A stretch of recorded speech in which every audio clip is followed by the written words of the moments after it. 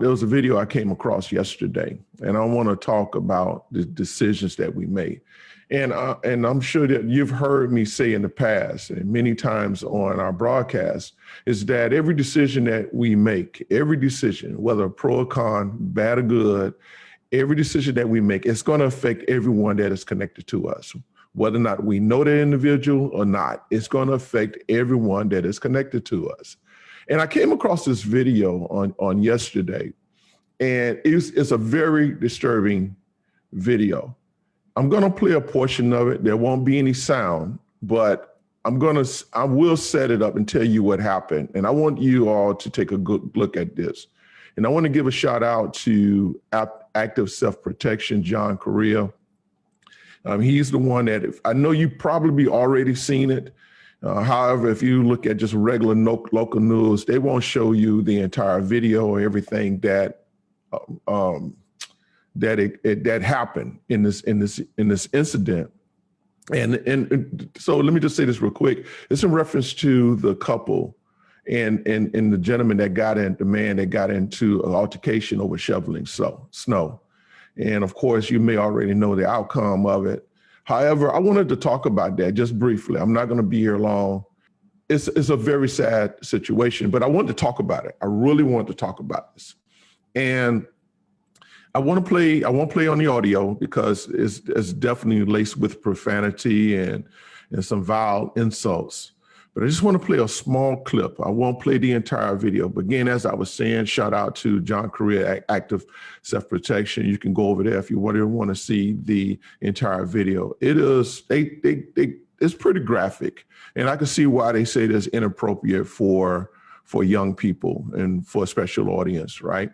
So let me go ahead on and share this with you, this video with you here. So this couple here, they're shoveling snow. So you see the man that's running away with the snow shovel. And I mean, they are just really belittling each other in this, okay? And I want to get ready to stop this when I need to. And this guy, this is a father. This is a couple here. He's throwing insults and everything. And so they walked away. But of course, you seen when the gentleman went away, he ran to his house. And this guy, you see, I'm telling you, when I say they are laying it into each other with profanity and what have you, insults, it's just ridiculous. And so here, he's still throwing insults. So now the guy, let me stop here. Now the guy's on his way back. The guy's on his way back. And I can tell you right now, he does have a gun in his hand. And from the description is saying that even though they see he has a gun, you're going to see their actions.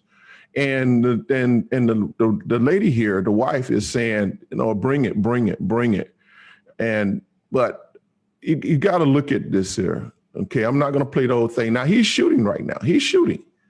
Okay, so now right there, the guy's hit. All right, and then the lady go down. And I'm like I said, I won't play the whole thing, okay? And of course, I can tell you now that this did not end well. This did not end well. As a matter of fact, all three individuals lost their lives behind this. This gentleman here absolutely just he executed this couple. And then from what I'm being told, from what I'm hearing rather, is that he went in the house and then he took his own life. Now, the question is where could this have been diffused? Okay. You know, I'm a CCW carrier as well. And I can tell you now that there have been some incidents in which that I have found myself in some compromising positions. There's no question. And I tell you what I do is that I'm automatically thinking about my family. I'm automatically thinking about the income if I follow through, just because there's some conflict.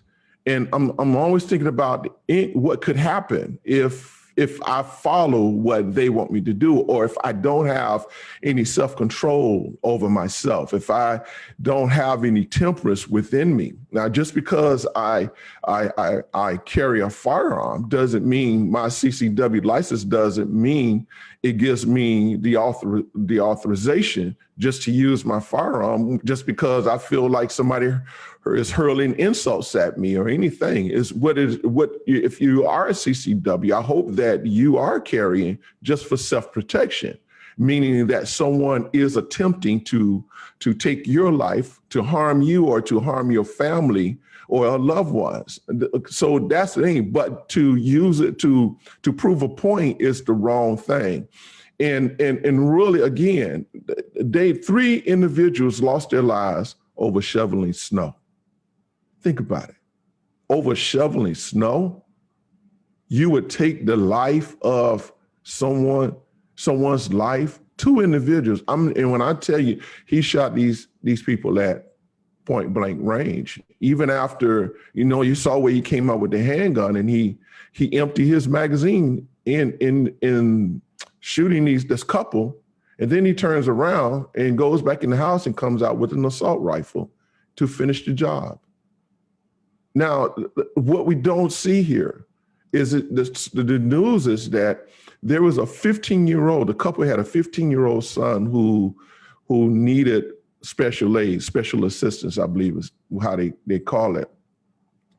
Now he has to live with his grandparents. He lost both of his parents over shoveling snow because the neighbor was complaining that the couple was shoveling snow in their yard, into his yard.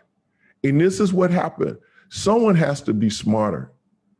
Listen, I'm really encouraging all of you, especially fathers, all my fathers out there, all my men out there.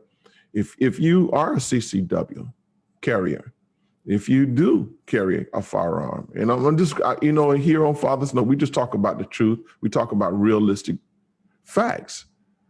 That's not to prove how bad you are, or you can't resolve anything, because anytime that you have to feel that you need to go to that extremes, it is not going to end well. It is not going to end well. And the only thing that I can ask you to do, and think about more than just your ego. Think about your family. Think about your son. Think about your daughter. Think about your wife. Think about your parents, if they're still living, the effect that this can have on them, the emotional trauma that this can take them through or put them through. And we have enough gun violence without you adding to it, or without me adding to it. Okay, if you're protecting yourself, defending yourself, that's one thing. But you want to resort to using your firearm to settle an argument, that is not a wise decision. The only outcome of it is that you can end up losing your life or taking the life of someone else, and then you have to deal with the legalities behind it, the laws that follow suit on it.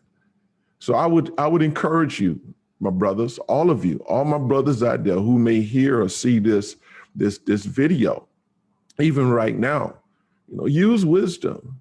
It's better to walk away. Don't let your ego get you into a confrontation that is not going to end well, especially if you're carrying. Don't do that. I'm telling you, I've had some gentlemen, confront me in a very hostile way, and yes, I'm prepared, but you know what I do? I smile, and then I just walk away. Now, I don't turn my back on them now, but I walk away because I want to live to see another day. I want to live to see my children grow up, which they all are grown now, and I want to see my grandchildren grow up. So we have to be smart about what we're doing here. If you ask me, the gentleman who did the shooting, who shot the couple, he was not in a good emotional stage to own a firearm. He wasn't. And I would say to all of you out there, brothers, if you don't have any control over your anger, if you don't have self-control or have temperance within yourself, maybe the best thing to do is don't carry. Don't carry your firearm. Don't even do it. If leave it at home for home protection. That's what I would say. That's what I would suggest to you. But if you don't have any self-control, and you know why I say that? Because I did not own one until I knew that I had self-control. I knew that I could control my emotions. Okay. I just didn't want to, because growing up, honestly, the brother used to fight. I would fight at the drop of a hat. But what it proved, I thank God that I'm still living. I'm thank God that I still have my life. I thank God that I'm still here today. That my stupidity, it didn't prove anything. That it didn't cause me to lose my life. I'm grateful for that. But now that no, we can't do that. If you have no self-control, don't own a firearm. Don't own it. First of all, I would tell you. So, learn how to control your emotions, brothers, fathers, because this son in this video, when you watch this video, who really won? Who really won in this? Everybody lost. Even the parents of the couple, they lost. They wasn't the one hurling insults and cursing out in profanity and insulting their neighbor. They wasn't the one. The son wasn't out there being belligerent and disrespectful. What he wasn't, but he's suffering as well. The parents are suffering. It didn't say whether or not the gentleman. Well, I'm sure the gentleman who did the shooting. He had family as well. Think about them. Think about you don't absolutely murdered two individuals then to the point where it's that you would take your own life.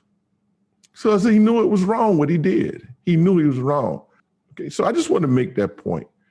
Talking about when we make bad decisions, when they really go wrong, their decisions to get in an argument over shoveling snow cost them their lives.